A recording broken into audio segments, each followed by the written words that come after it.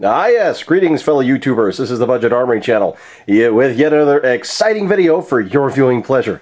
Well, this is the answer to the dilemma. This is what I came up with. And obviously, looking at the picture here, it's a Ruger 1022. It's just a base model, it's brand new in the box. In fact, it was I bought it through a local dealer, a vendor, that had gotten it through Davidson, so it has Davidson's lifetime replacement guarantee. So I don't know if that's a value add or not. But it didn't come with the Tasco Red Dot. I bought that. I didn't buy that at the show either because I couldn't find one that I liked. This is just a $33 or $34 Walmart special.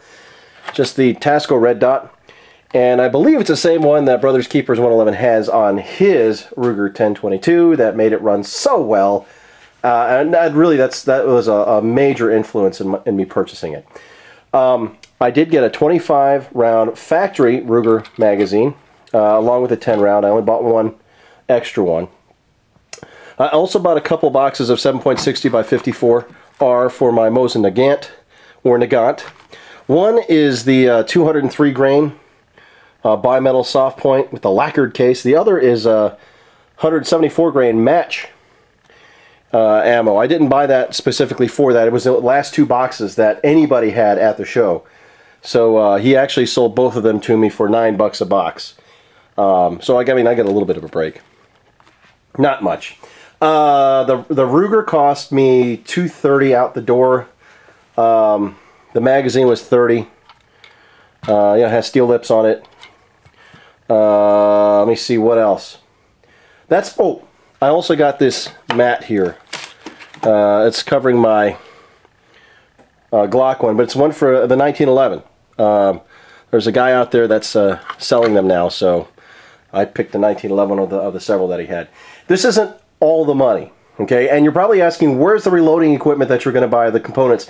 I didn't buy any simply because there wasn't any. Nobody had any components.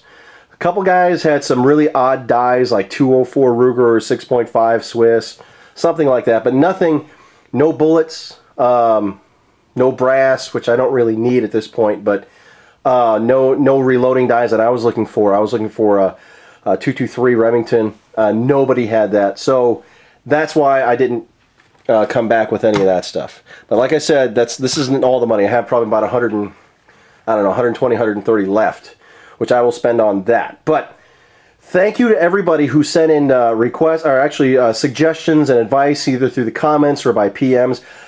Be honest with you, I did go to the gun show with an open mind. I hadn't locked in on anything yet.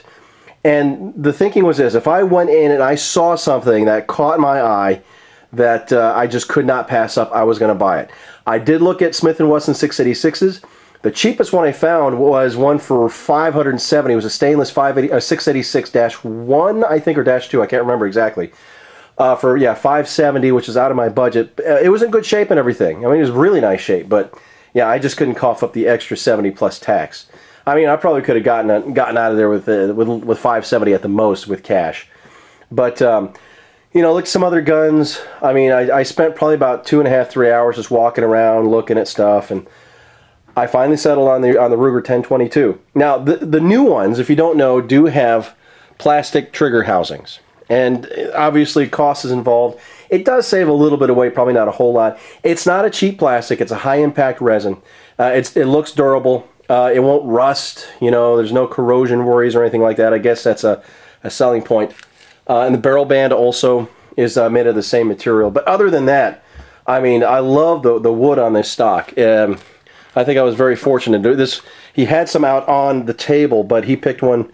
He picked a box out of his stock there that wasn't out on the floor, so to speak. So I don't know if that's a different type of wood, but I hadn't seen too many with this particular. Of course, I haven't been looking at 1022s a long time either, so it could be just, yeah, that's just the way they are.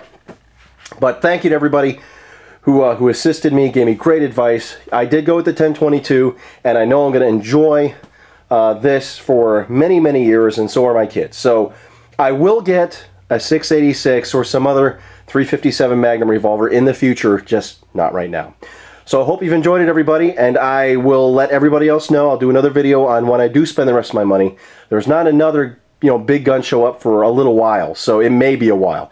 And I've got it socked away so I don't spend it accidentally or on something frivolous, like food or, shelter or, electricity, something that's not really, conducive to this. But anyway, thanks so much for watching. Bye-bye.